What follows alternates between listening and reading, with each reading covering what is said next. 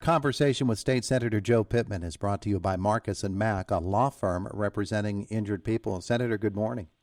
Todd, good morning. It's good to have you with us here today. Hey, I was watching that video the other day of you conducting, as the chairman of one of the committees in the Senate, you were conducting a meeting, a session, and just before we get to the main topic here, I just wanted, how difficult is it to not have everybody right there in the chamber with you, and to have to really keep your eyes tracking with everybody on screen in addition to those who are there with you? That must not, it didn't seem like you had any problems with it, but it must not be easy.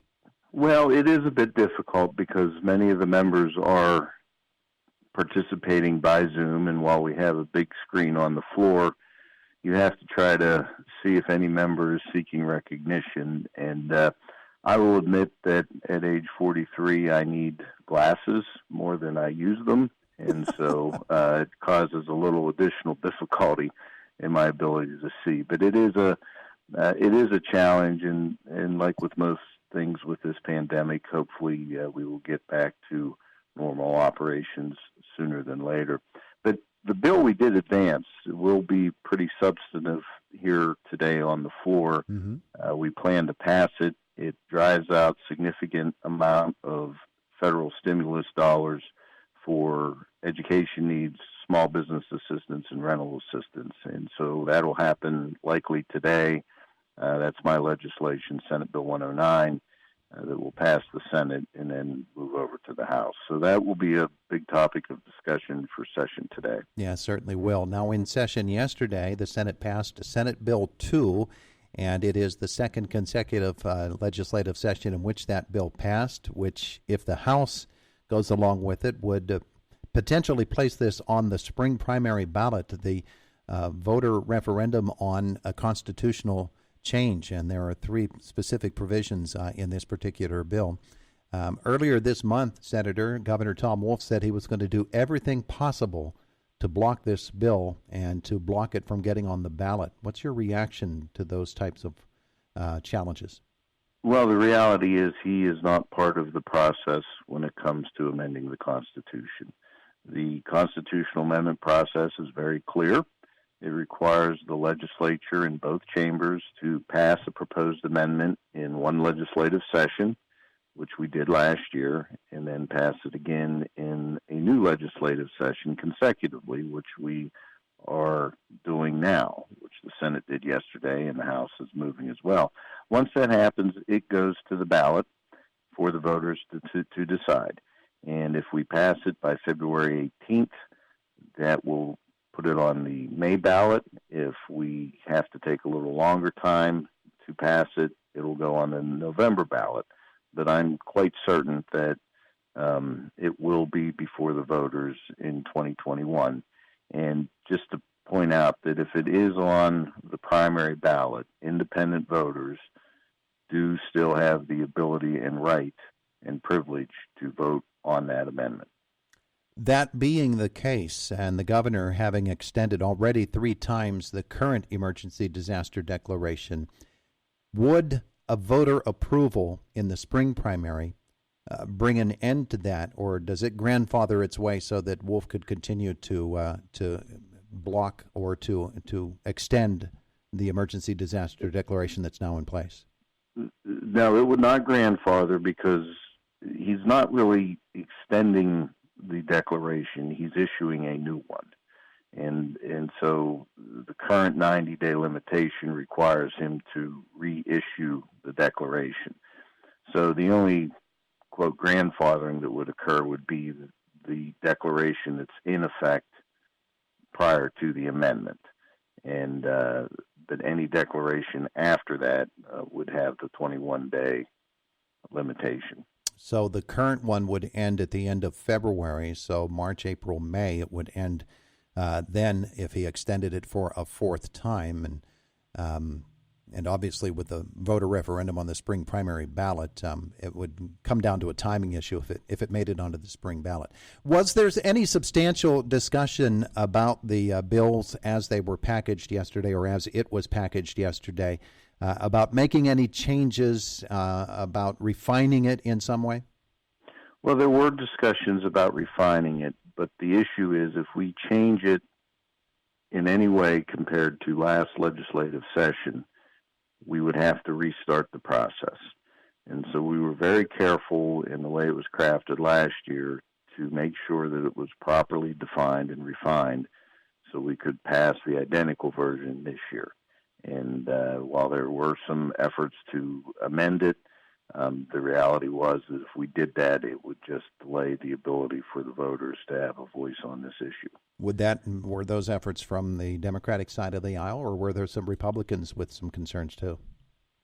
That was mostly on the Democratic side of the aisle. We all have some level of concern anytime you move forward in amending the Constitution, and you worry very much about unintended consequences.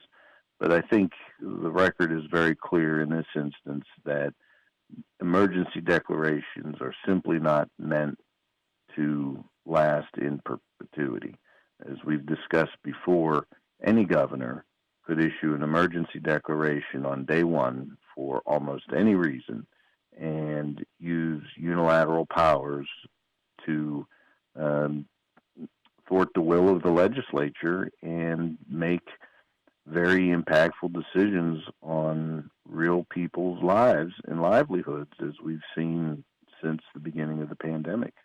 You made very clear yesterday that the governor sort of brought this on by acting as, you used the word unilateral. He acted unilaterally and has basically been the sole source of power here in Pennsylvania for coming up on a year now. Had the governor not vetoed or had the governor not turned away previous legislation that attempted to limit those powers, do you think there was space to work with him? I think there would have been. The issue is, and a good example, when the most recent shutdown was issued right before Christmas. If you recall, those orders were delivered to the public, I believe, 24 hours before they took effect, and they took effect over the weekend. And we had a lot of folks within the hospitality world and families who had weddings planned and other events who were given no notice and no ability to prepare. And we had pleaded with him as legislative leadership to extend his shutdown order through the weekend, at least give these entities the weekend to prepare and recalibrate. Because as you can imagine, inventories were ordered, food was ready, events were planned, and there was no ability to pivot based on his order. And so those are the types of examples where we've asked, I believe, in good faith, for some consideration, and we continue to be dismissed out of hand. And that is what has forced me personally to support this effort. Governor Wolf said earlier this month, and this is revisiting some comments from a couple of moments ago, that by pursuing a voter referendum, which is basically what the constitutional amendment requires, you're actually taking the voice away from the voters of Indiana County. Has he said anything or clarified in some way how that would happen? I have no idea how that can be reasoned. That doesn't comport with me. This is the ultimate opportunity for the voters to have an opinion. And it may be that the voters reject this amendment. And if the voters do reject this amendment, then we fully understand that their collective desire is for the chief executive of this Commonwealth to have significantly greater power than the General Assembly. And if that is their will, then so be it. But they are the ultimate deciders in this situation. Senator Joe Pittman is with us on the line. Yesterday, the Senate approved the constitutional amendment bill. It's Senate Bill 2 that would put a limit on the governor's powers to declare an emergency disaster. 21 days would be that limit before the legislature then would have a say as to whether it goes on or it ends. Senator, as we know, as we've seen from voter referendums in the past on constitutional amendments, the language as it's placed on the ballot can be confusing. It can actually be manipulated. Is the language of what it would appear to be on the ballot, has that been discussed, or is that part of the bill? Well, that's part of the bill, and that's part of what we tried to take great care on crafting. And it's really difficult because you have to thread the needle of using the words that the Constitution is used to having in it versus plain language description of what it really means. And it will require us to have significant voter education efforts, and the voters, as in all circumstances, need to be very conscious of what is on their ballot before they walk into the voting booth to cast their vote. But we tried very clearly to describe this amendment so the voters can understand its context. And I think given the public attentiveness to the pandemic and the difficulties that we've had in managing it, that will probably be easier than in most circumstances. I don't know that you have this right at your hand, but what is the language as it would appear on the ballot? I do not have it right at my hand. If I had my phone in front of me in a house phone, I could probably read it to you, but unfortunately I don't, Todd. But it is, for your listeners interested, I mean, it's specifically described in Senate Bill 2, and you can Google PA Senate. You can go to my website, senatorpittman.com, and you can pull up the legislation and read it for yourself. Allow me to do that. Sure.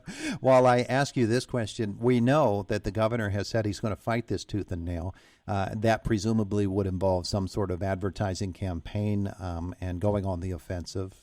You just mentioned that it's going to take some significant marketing on the part of the senators, your side of the aisle. How do you see that battle shaping up? Well, I think that's early to tell. Until we know which ballot it's going to appear on, I don't know that we can predict how the messages will go out. But obviously, if the governor wants to make a stand and try to encourage the public to oppose this ballot question, that's his prerogative. But I can assure you that many of us will be pleading the case to the voters to encourage them to support the amendment and give us new balance in the co-equal status that I believe we as a legislature should have and those that we represent expect us to have. All right. Well, there you go. That's the argument before the state's voters now. Should the House of Representatives approve this resolution or this bill from the Senate? Senator Pittman, thanks for taking some time out of your day to join us this morning. We appreciate it. Thanks, Todd. I appreciate it, and call anytime. All right. It is the voice of Indiana County, WCCS 101.1 FM and AM 1160 and AM 1160 and